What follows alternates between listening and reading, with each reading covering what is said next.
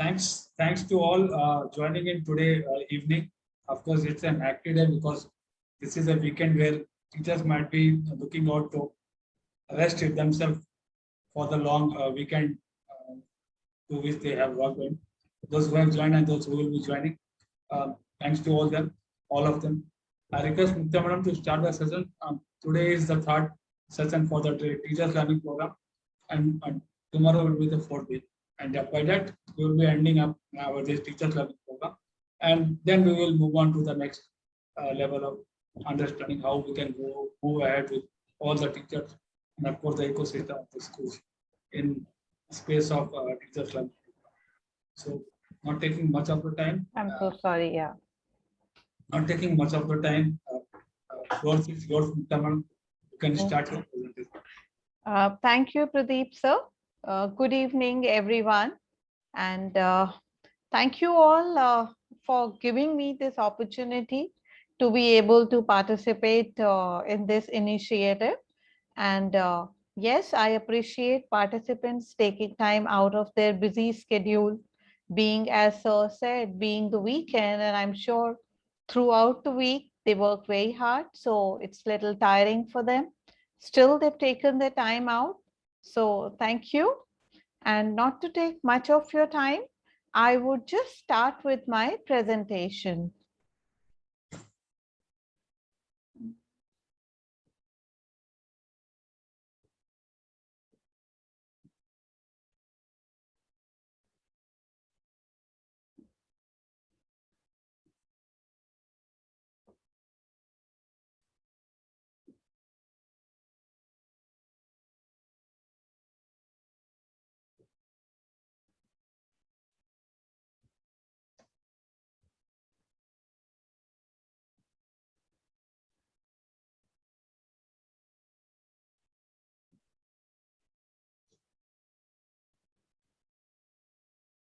Yeah, madam, you can proceed.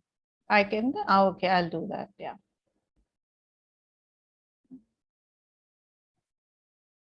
So is my presentation visible to all? Yes, ma'am, it is. It is? Yeah. Fine. So today we'll be talking about like taking it forward from last week where Ashu ma'am left. I will take it forward from there. So we are talking about bridging the learning gaps way forward. Now, we did talk about differentiated learning, and this is what I would be elaborating on today and would be taking it forward. Before I do that, now student differences matter, and effective teachers attend to those differences thoughtfully and proactively. Yeah. So any thoughts on that? Anybody would like to give their ideas or their views on this quote? Yeah, of course, because each student is different from one another. And that is how, if the students are different, the way of teaching and the way of learning is different. And based on those two or three things, we actually align our curriculum. Right. So effective teachers attend to those differences thoughtfully and proactively. And I'm sure teachers who've decided to be a part of this program, they are effective in whatever they're doing in the classroom. We might just have to brush up a little bit or polish our already existing way of working on this, right? So that's what we need to do. Now, do you agree that it is easier said than done?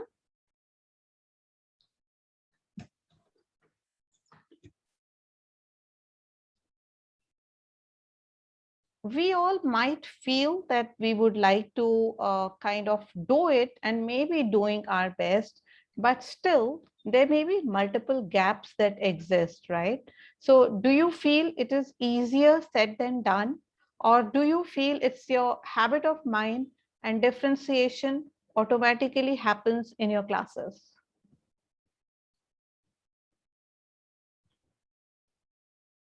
Basically, if you talk the learn, just to identify the learning gap is a difficult task. So it's never been easier. Once you actually go through these learning gaps, what are those learning gaps, then you can address. But to Mhm. identify learning gap, it's a difficult task. Okay, so sir feels identify learning gap is different, but once the gaps are identified, bridging those gap is a little easier. So the teachers over here also feel the same. I request all to actually be participative on this discussion. Yeah, that's how we would be able to make meaning of our time that we are investing in this. So anybody would like to share their views on this?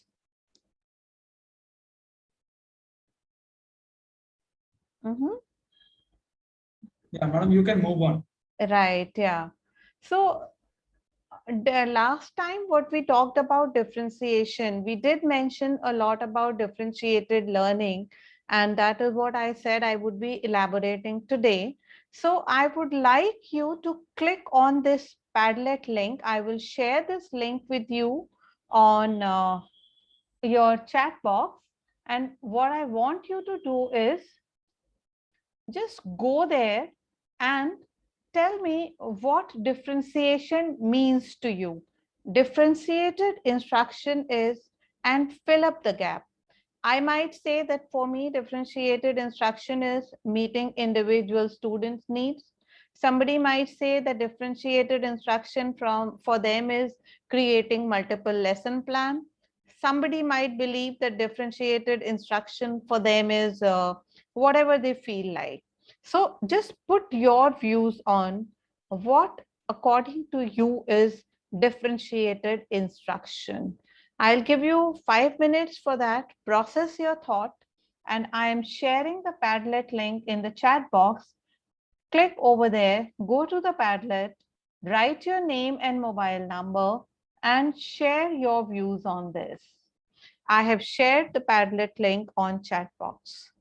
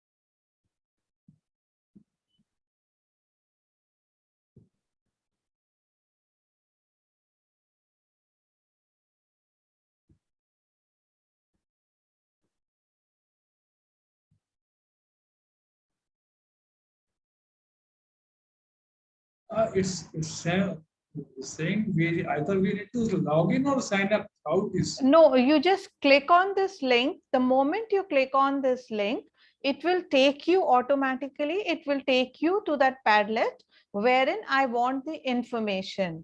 Then all one needs to do it. There is a positive button over there towards the bottom side of the screen. Can you see that? Yeah, I can. It's a Right. So plus once sign you there. click over there, a text box will appear. So in this text box, you could write anything like your name, your mobile number, and then what does differentiated instruction means to you. And the moment you say publish, it goes for everyone to see.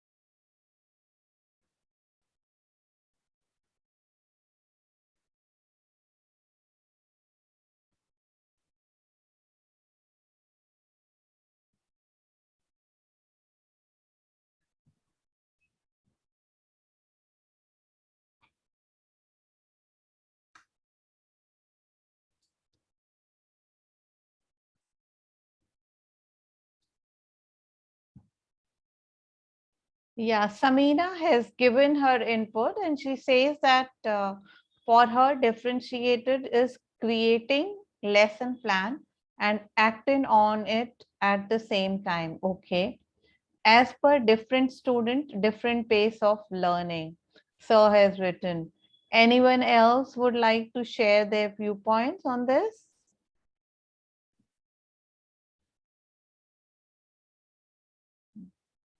If we go by the definition of experts on this, what experts say is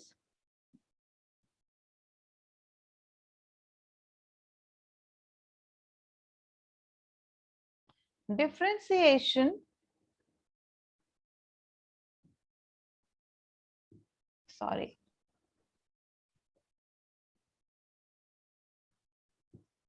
at its most basic level, differentiating instruction means shaking up what goes on in the classroom so that students have multiple options for taking in information, making sense of ideas, and expressing what they learn. Now, this is the definition given by an educationist by the name Carol Ann Tomlinson, who is known for her research in the field of differentiated instruction. So all it means is whatever you do in the class, you could do anything that you feel like or that you feel would be effective, but you must understand or provide an opportunity for students to take in information the way they learn. For every child it could be different. Somebody, if you show the video, they learn much better. For someone, if you make them do something, probably create a model, run around, go here and there, observe, they learn better. And some people could learn differently, so the way they absorb information is different. You as a teacher need to understand and then provide multiple opportunities for students to absorb whatever you want to teach them. Same thing that students, when they make sense of the idea, whatever you have taught them, they think differently, right? They construct their own knowledge, which is going to be different for different students. So their ideas are also different. Accept their ideas. That is what would mean that students in a class, every child does a different construct a different meaning for whatever you are teaching. Accept it, and of course you need to correct them if you feel conceptually or fundamentally they are going wrong. But then most of the time the correction should also be identified by the child itself. All you need to do is probe the child deeper and deeper into whatever they are saying, and then let them realize that, oh, this was not the thought process that I should have taken it up. It should have been this way. So they make sense of their ideas in a different manner. Let them do it. The third thing is expressing what they learn. So there have to be multiple options in the classroom for expression of their learning. Say whatever you have taught, some students might want to express through making a PPT. Some students might want to make a graphic organizer or a concept map. And there would be some students who would like to probably create a play around that, a role play, or write it on a piece of paper. So every draw, whatever. So when you have asked them to express their learning or showcase their learning to the entire class, give them multiple options so that kids can choose whatever they like. There are multiple advantages of this. The first one would be that yes, naturally kids are different. So everybody is engaged in the classroom because they are getting to do the activity they'd love to do. And the second advantage that you would have over here is that all the students will be expressing themselves, and sure enough, then the learning is going to be much better. Now what you can do is, whatever differentiated instruction definition you have given, right, in your Padlet, if you try to compare it with the bookish definition of this, you would be able to identify that was my understanding of differentiated learning right? Was there something that I was missing? And sure enough, the moment you know that, you yourself will be able to learn it better. So again, in this session, I myself have tried to use differentiated learning through Padlet, because I am giving you multiple options, or I'm giving you an option to make sense of the idea of differentiated learning on your own. I'm not saying that, okay, whatever I have given is the best, but I have given you a bookish definition, which in a conventional exam would be just write, you would be required to memorize this and write it, which doesn't make sense. Over here, what I'm saying is, this is the bookish definition. You have tried to explain it in your own words without knowing what it is. Now try to compare and create your own meaning. So do you think the kids would be better engaged if this is how you teach them definition? You can unmute yourself and share your views wherever you would like to. But that's what my idea was, that there are two things. Firstly, creating Padlet. It's very simple. The way you have approached Padlet and put in your information, it stays there for quite some time. So as a teacher, if you have asked kids to express themselves on Padlet, some view you have taken, some definition you have taken, at your own leisure, you could go through it. And then when you would go through it, you would understand that is there a fundamental or conceptually kids are wrong, or it's just the way they are expressing themselves is different, but conceptually they are right. So you will be able to identify the learning gap that exists between what you wanted to communicate and what they have absorbed. So both the ideas, hopefully you would be able to use it in the classroom and take it forward. Now, we did talk about what differentiation is the other day. I showed you the entire graph of what differentiated instruction would mean, right? First thing we say is differentiation is guided by, but I would still want to go through it once again, just to make sure that you understand what differentiation actually means. It is guided by general principles of differentiation, which means you have to think of giving meaningful tasks to the students. Task is just not given for the sake of it. You have to identify what learning objectives you want to achieve through that task, and then design the task and give it to your students. Second thing is flexible grouping.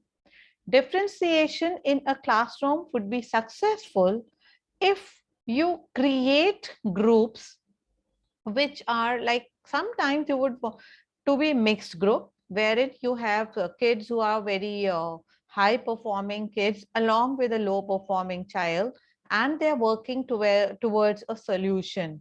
So here they both will learn from each other. The high performing child is getting an opportunity to express his or her learning, right? So it will be strengthened. Their understanding of the concept would be strengthened. Whereas the low performing child who did not understand the concept at all, the child will understand concept in a much better manner when the child is being taught through the peer group. But you as a teacher needs to keep monitoring how the students are communicating. It's not that your role is over because student A is teaching to student B, so you can probably rest. Definitely not. It is not going to be. You need to keep moving in the groups, keep observing, and then interfere wherever you feel it is required. Minimal interference from teacher is a good idea, but yes, considering the scenario, you might want to interfere and make sure that their learning is perfect. That is what continual assessment would mean, because while they are talking to each other, while they are trying to arrive at a common solution to whatever work you've given them, you would be observing each of them and you would get to know whether they have understood or not, or whether they are in the right direction towards the solution that you want them to arrive at. So these are the principles of differentiation. Now, the second thing is how you can differentiate. We discussed the other day also, differentiation can happen through content. Content meaning, what is it that you would like to teach them? As Ashu ma'am had pointed out the other day, you need to figure it out, because you know that in your class now, we already discussed a class 5 student, you would have a student at the learning level of class 2 student, and you would have a student who's at the learning level of class 5 itself. But then both of them need to learn. So how you would differentiate in the content? As I said, when we were talking about meaningful tasks, one thing is we've given them a worksheet which has a mixed question, and 4 students are supposed to solve it together. So you can give the worksheet wherein from class 2 onwards to class 5 questions are there, and 4 students are working on those solutions, probably 10 questions.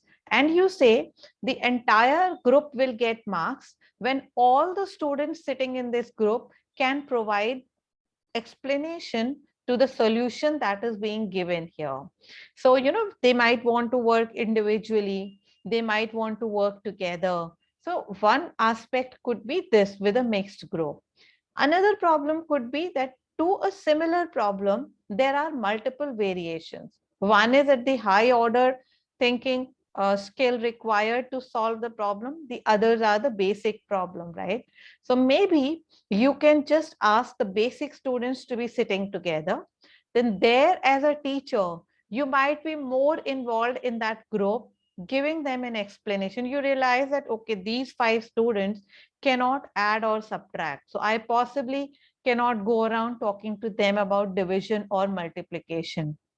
Though the class 5 syllabus says that we should be talking about the fractions. So what do I do? Probably I do introduce the topic of fraction, but when I'm giving them the group work, I have divided one group who will be just giving me solution wherein the basic memory recall problems are there. I would give them that, where I would sit with them and try to explain them properly, because I know these are the students who were lacking. But that doesn't mean my other students are not doing anything. They are working on high order thinking skills, wherein my intervention may be minimal. And when they are presenting their work, because each student is to give a feedback on what the presenter is doing, and their feedback might contribute towards the overall marks attained by the student, that you can use. Probably you can just give a 10% weightage, 90% you decide on what the students are doing. But since they know that it counts, their assessment matters, everyone would be attentive and the learning is going to happen. So that's what we would say when we are saying content wise, that we have differentiated the groups. The content given to them is different towards finally taking you to the final goal. That's how teacher would differentiate through content. The second is through process, how she's covering. When we talk about collaborative learning, as I said, they can be working in mixed groups. The other could be some kind of a project that you ask them to do, some kind of the research that you want them to do, some survey you might want them to do. Say, for example, if we are talking about a project, I mean, even class 1 students, you give them physical fitness. Nowadays, when we say integrate sports in learning, we want everybody to be talking about physical fitness also. Now, say if you want to kind of create a project around physical fitness for class 1 student or class 2 student, you could start with the basic one. Say what physical fitness means to everyone. Physical fitness for grandmother is going to be very different than physical fitness for a 15-year-old child. So ask the students to conduct a survey wherein somebody might be talking to what physical fitness is. Somebody might say, how do I keep myself physically fit? What kind of exercise do I do? What is the sleep pattern do I follow? So survey can be created and ask them to conduct the survey for 4 or 5 people. Then the other group might be asked that, okay, now the survey result is here. You will have to present that survey. So those students might be working on the data analysis and the data presentation, creating a bar graph or a pie chart, depending on what kind of data do they have. So the process for everyone is different and you give them different kind of work. So that's how you would have different process. You could differentiate through the process. Product. What does product mean?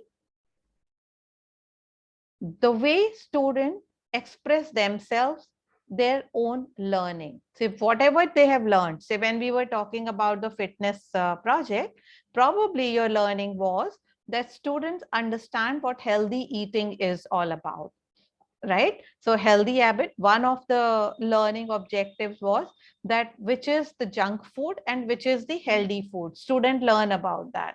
So that's your one learning objective. Another one, a learning objective could be that probably you want them to know that, okay, with age, your eating pattern and or your exercise pattern to keep yourself healthy vary. So whatever you have done, the way child express, one group would say that, ma'am, we would like to make PPT of whatever we have learned. Another one would say that, ma'am, we would like to show our learnings on chart paper. The third one might say that, ma'am, we'll do a role play on this. So every group expresses what they have learned using different strategies. You should allow that. You should be ready. Not that you would allow anything, but at least give students some option that, okay, out of these three options, you could opt for any one and show me your work that you've done or your learning. And my assessment for whatever you've given them, you need to give them the rubric that if you make PPT, I would be assessing you on all these parameters, the aesthetics of the PPT, the presentation that you are making, the content that PPT has. After PPT, I would also be asking you some questions to assess that will also carry marks. So whatever rubric, show them that this is what they would be assessed on. Somebody who's doing a role play, your assessment parameter may be a little different.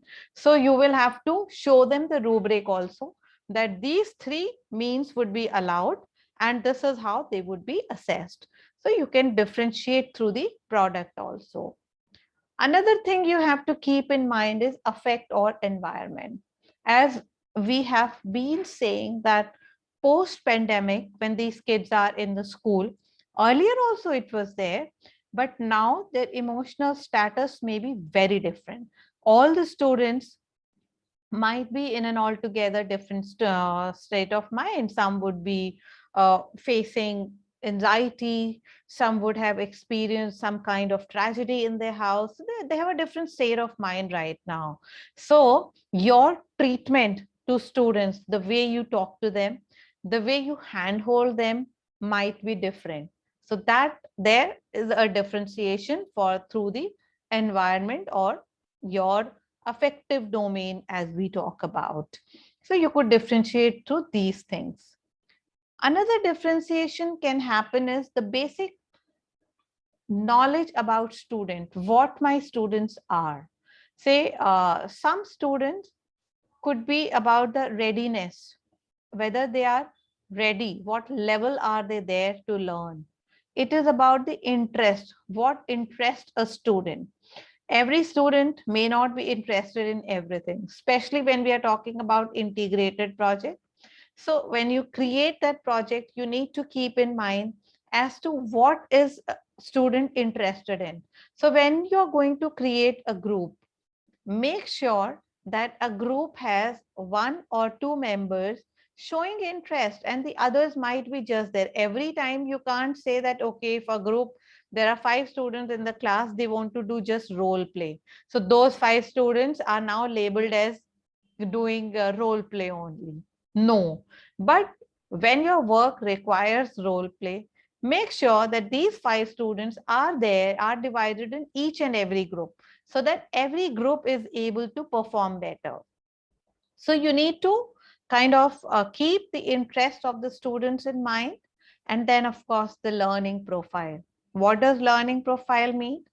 The way student absorb information. Some students do it through visual impact. Some do it through audio impact. Some wants to do it, creating a model, experiencing that. And then of course, there are some are musically inclined, some wants to go to the nature, whatever. So there are various theories on this, but you keep in mind that what is the learning profile of your student and design your lesson plan accordingly. The strategies that you can use is tiered instruction, as I already talked to you about. You can use compacting. You can use independent center study. Like sometimes you can ask them to work independently also and then give your their understanding of what they have learned to you. And while you will be building on what they are saying, the learning would happen in the classroom. Flexible grouping, we already talked about, right? Mhm. So the next thing that you need to kind of strengthen your understanding, as we said, differentiation could be through multiple ways. So let's understand differentiation in the real world. If we ask you differentiation in the real world, when you are commuting, do you see differentiation over there?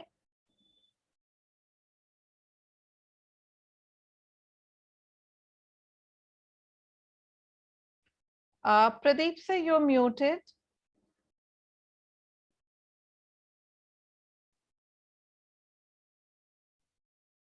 Yeah, as the modes of the transportation are different, so learning Yes, has to be different for that. right. So Even the pathways are also different. right. So in commuting, differentiation could be in terms of the modes of transportation that you use. Cooking. So this is when we say commuting. So you have a process. Process would be different. For your differentiation can be seen in process. Can the differentiation be seen in cooking?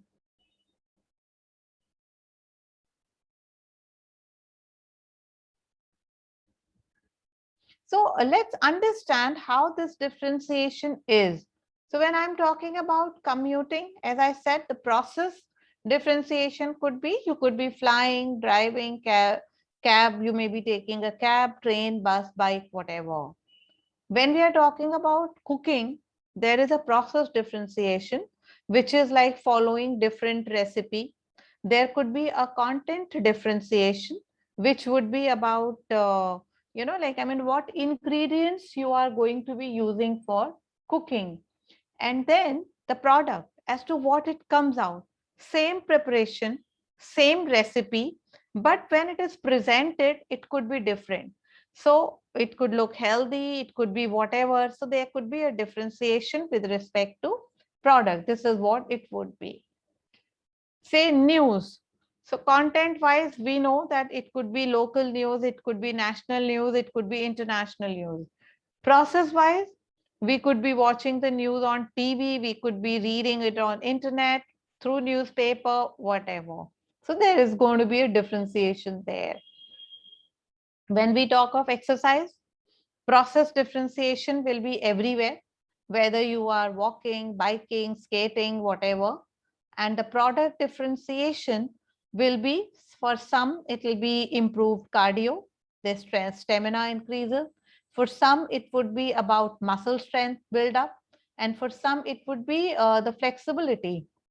So it could be difference, right? So that's the difference, exercising differences with respect to the final product. Then there could be differentiation, as we said, laundry. The content differentiation would be what kind of laundry we are talking about. It is about whites, dark, delicates, permanent, whatever clothes that we want to be washing. The process differentiation, it could be the detergent that we use, multiple kind of detergent we can use. There could be differentiation as to how we are washing. Are we using a washing machine or someone else is washing?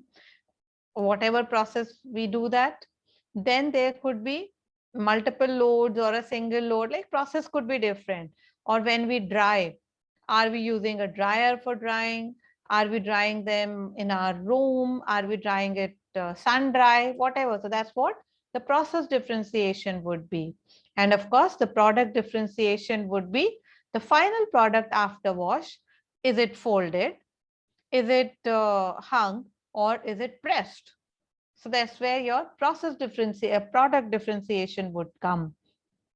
So this was to give you further clarity on when we say differentiation of content, differentiation of product, differentiation of process, so that there is a clarity and in the class how I would like to differentiate.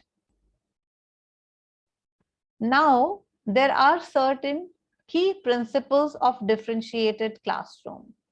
What would that mean? One is the teacher is clear about matters in subject matters.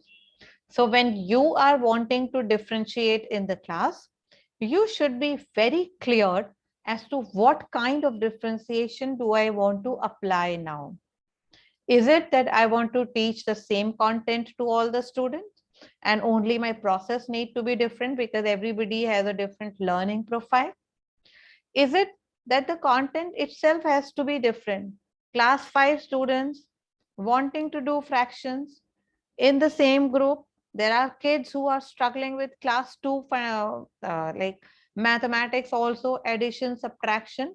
So then my process would be different. Content would also be different. The process would also be different. So that's where the teacher need to be very clear about what is it she wants to differentiate before designing your lesson plan. Second principle would be that the teacher understands, appreciates, and builds upon student differences. As we know, all the students are different. We already talked about it, their learning style, their learning level, and how they want to express themselves through learning. They want to showcase their learning. So you will have to accordingly design your plan. Now, assessments and instructions are inseparable. It would be very unfair on student if you say that you've done project-based learning, we've given you a project on whatever, say, healthy habits, but then when it comes to assessment, after they have spent almost 5 weeks working on this project, sometimes individually, sometimes in a group, they have made a very good presentation in terms of the video or the PPT or whatever chart paper. And I say that now to test your knowledge, I will take you to pen and paper test. That's not going to work. If that happens, the next time this very student will show absolutely no interest in the project. So, whereas for these students, if they know that, okay, they are going to be assessed on the final presentation that they are going to make for showcasing their work, and there is a clear rubric on that. So your assessment has to be based on that. Assessment cannot be in that case. If the way you are teaching in the class is changing, you cannot stick to the same way of assessment if you want students to be engaged in whatever you are going to be teaching them. Now, the teacher, assessments and instructions are inseparable. That was one principle. The next principle is the teacher adjusts content, process, and product in response to student readiness, interest, and learning profile. In my further slides, I would explain you what would that mean.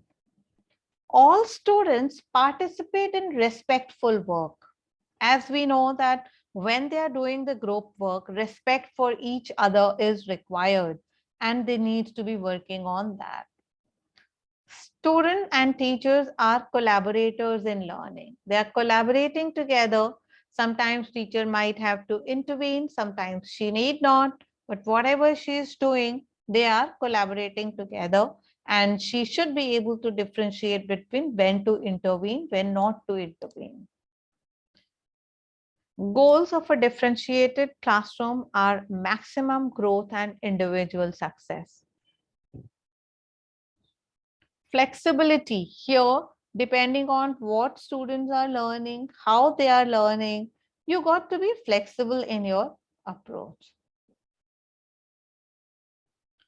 Now, how to differentiate? As we said, content-wise, the knowledge, understanding, and skills we want students to learn. We should be very clear what is it that our lesson is designed for, what knowledge, new knowledge they would construct.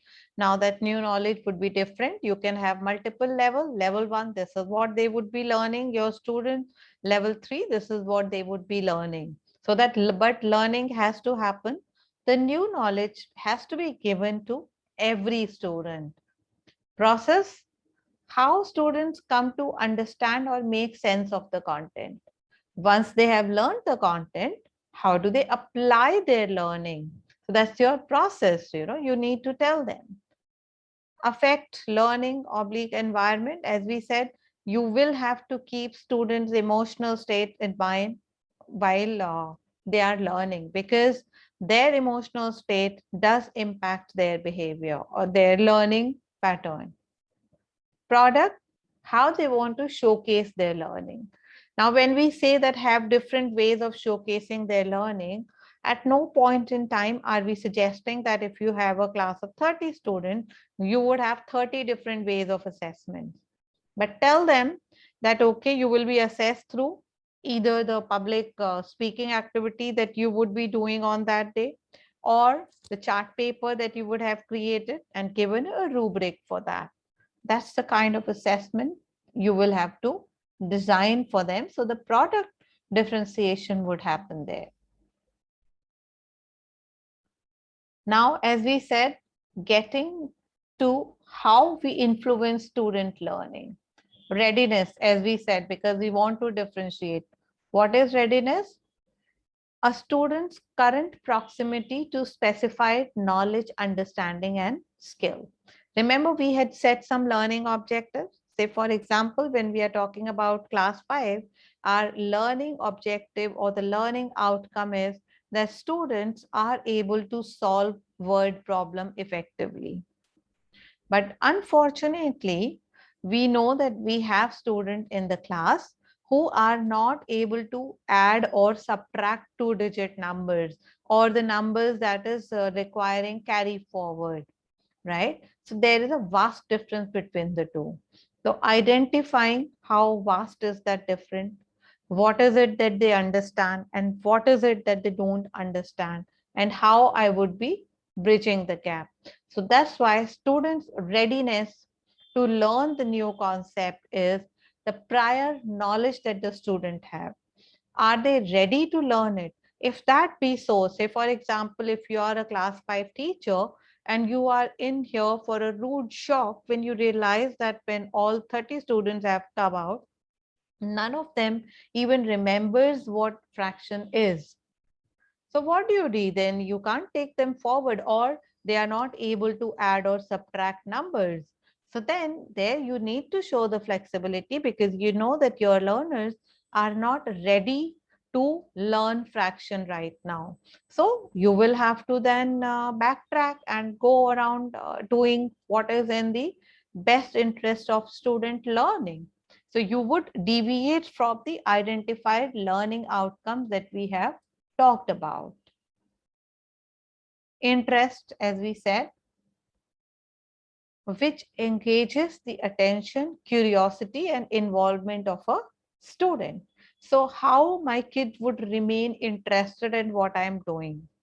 So again, we have already discussed there could be multiple strategies that you could use. You could have games, you could have technology, you could ask them to be a part of the collaborative learning, whatever you want to design.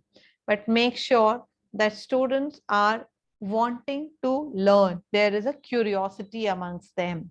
So the best thing is when you connect their learning to real world environment. If you are going to teach them fraction, now telling them that why is it important? If you give a lecture on that, it won't help. However, if you have, as rightfully most of the students are doing, it's very common practice that have a pizza there drawn. It need not be actual pizza, but draw a circle, call it a pizza with all those designs and all, and then just say that, okay, I have one pizza, two of us need to eat. So what we'll be getting? How far? If now these two, but it has to be divided amongst the five students in the class equally. So how do we do that? So through the problem, you can ask them and give them an understanding of fractions. Either you could be drawing diagram, or you could be using technology, or you could be giving them physical objects also, toffees, marbles, whatever you want to use. Learning profiles, as we said, a preference that the child has. There is a concept called theory of multiple intelligences, which is given by Dr. Howard Gardner, wherein what he says is that there are 9 ways through which student can learn. Though ideally a child should be able to learn in any of these 9 ways, but then student have strong preference for some way or the other. Some students like to learn through music, some students like to learn through dance, some students like to learn by writing on a piece of paper, some would like to draw. So you need to consider that and make sure that your lesson have multiple ways of learning so that every child is involved in learning. Now, what I would do is I would show you a scenario, a classroom scenario would be shown, and then you have to identify what kind of learning is happening over there. The scenario is Jia is in 2nd grade and usually struggles with reading the textbook fluently during the English lesson. Students have been asked to read the lesson silently before Mrs. Joshi and to identify the main theme of each paragraph. Now, Mrs. Joshi sits next to Jia and 3 other students who struggle with reading and quietly reads the passage. As she is the mother teacher, she allows the small group to practice their skills of identifying the theme using a lower level text that they can all read fluently. So now can you tell me how Mrs. Joshi is differentiating in the classroom? Please, you could just unmute yourself and share.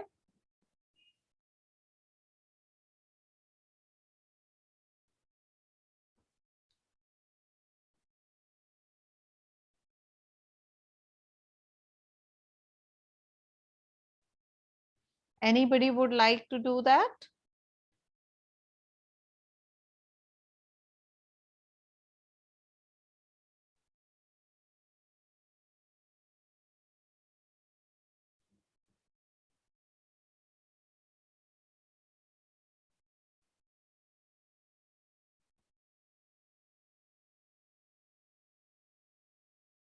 See here, if you look at the scenario, there are students in the class who are struggling. They cannot read. Basic reading is also missing. So when she gives them the work, she puts all of them together. And then she's sitting with them, trying to help them read the passage aloud.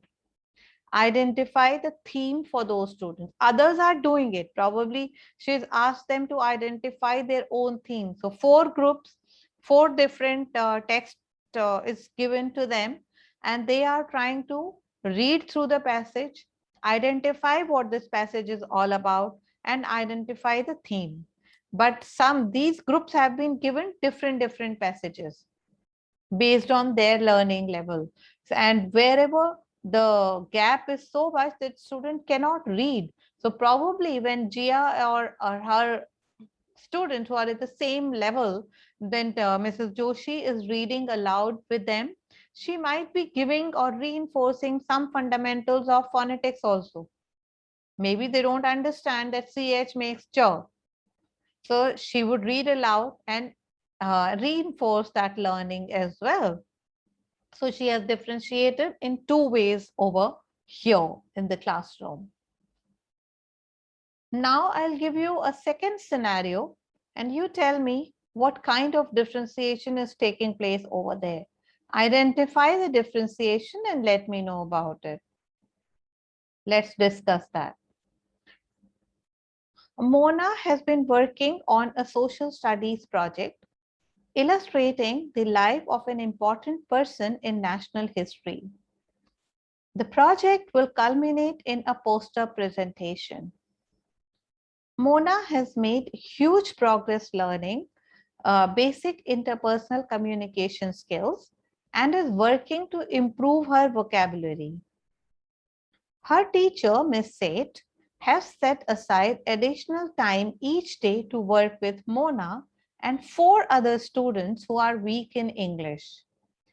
During this time, these students review key vocabulary words related to the project, which has been reduced to suit their level. They rehearse the delivery of the presentation. The teacher gives constructive feedback on the students' presentation skills. She has also adjusted the oral presentation length from 5 to 3 minutes. So do you think differentiation is happening over here?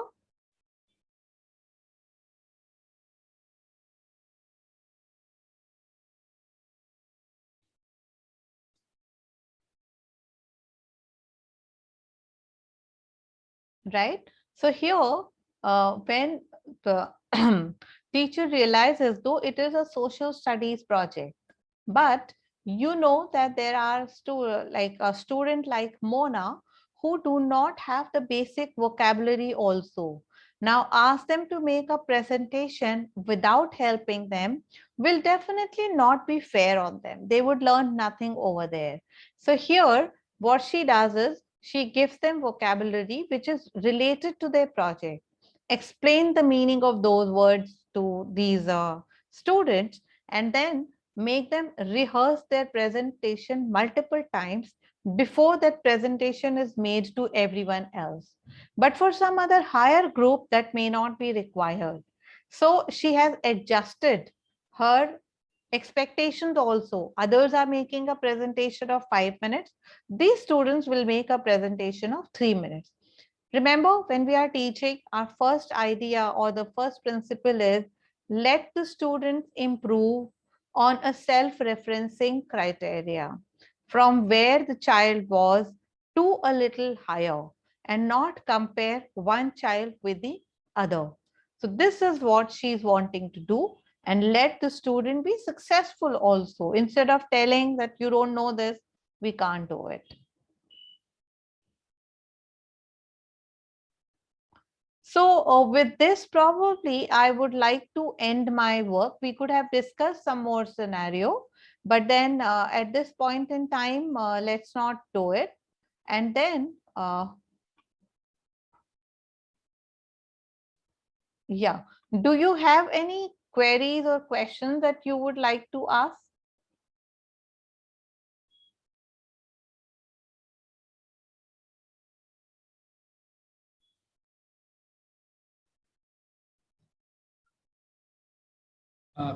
If someone is having queries in regard to this, please let us know.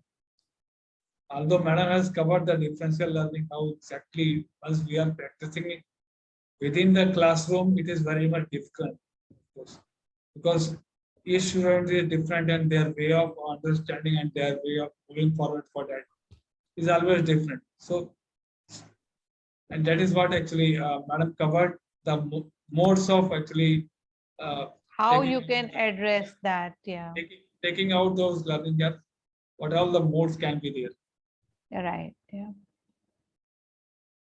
Or if no queries, so we can end up the session for the day. And tomorrow we will meet again.